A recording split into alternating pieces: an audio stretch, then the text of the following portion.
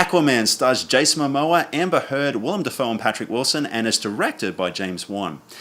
After first appearing in the ensemble movie Justice League, Arthur Curry, also known as the Aquaman, finally gets his proper introduction in his first solo movie.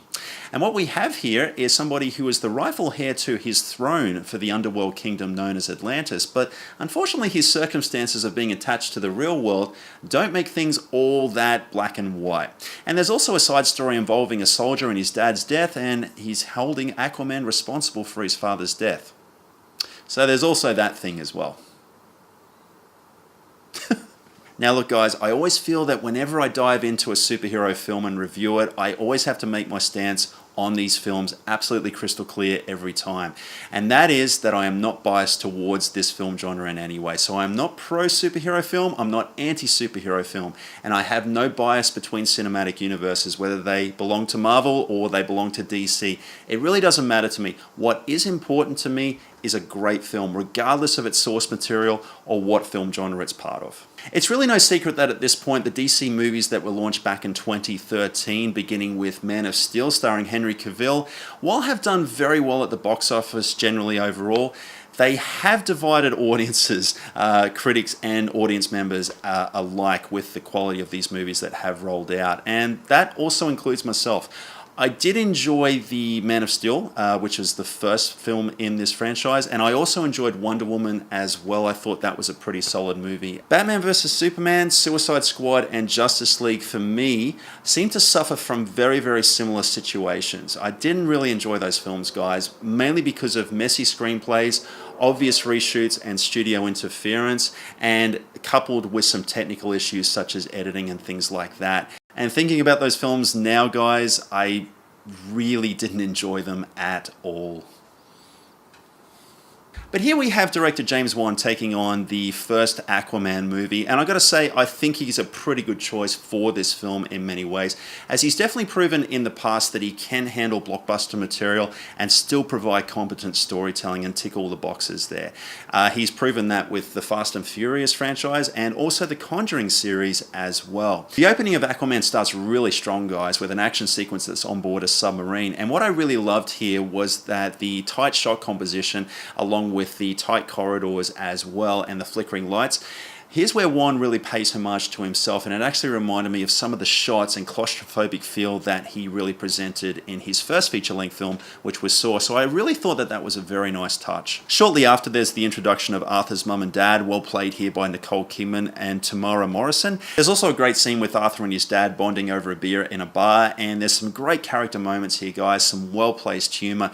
Jason Momoa is definitely well cast as Aquaman, but I think here, compared with Justice League, his likability factor is far much more here as we get to know more about him. We didn't really know too much about him in Justice League, but now is the opportunity we're allowed to really connect with the character.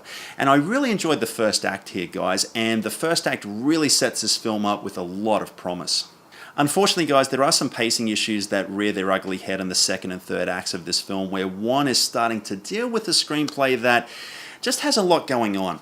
We have Aquaman's origin story happening here. We have a half-brother who has the throne to the kingdom of Atlantis, and we also have a revenge story going on the side as well.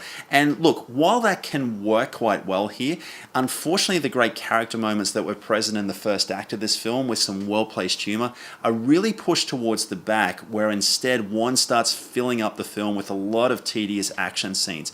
And unfortunately, guys, they are tedious because these action scenes don't really advance the storyline quite often, and what we have here is a film that kind of stalls to have another battle sequence, and this is where the film starts getting pretty tired. And most of these action scenes, guys, unfortunately it just gets so over the top and really too silly, much like Patrick Wilson, who has proven in the past to be a great actor and across a wide variety of different roles that he's produced, and I usually like him, but here he's so hammy and over the top that I really just didn't buy him as a compelling antagonist for this film.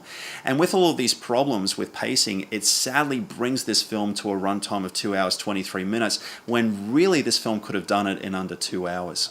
So strangely, it is the on-land sequences that actually fare the best in Aquaman, where we have some great character moments, some well-placed humor, and any action that takes place does advance the storyline rather than stall it. But overall, guys, I gotta say that despite a few problems here, I think this is a step in the right direction for DC movies. And what we have here is a film that works. It's fine. It's not outstanding. But I think with the next film, with a few more tweaks here and there, I think the next DC movie could make a big splash.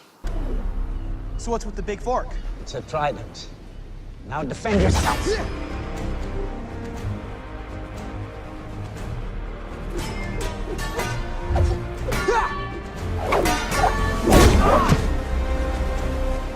So guys, what are your thoughts on Aquaman? Be sure to let me know in the comments below what you thought, and while you're there, also let me know what your favorite DC movie is of all time. That one's one of mine. If you dug this review, don't forget to flick a like and subscribe, and hit that little notification bell as well so you never miss a video update. And until next time guys, don't forget, a weekend watching movies is a weekend well spent. Thanks for watching.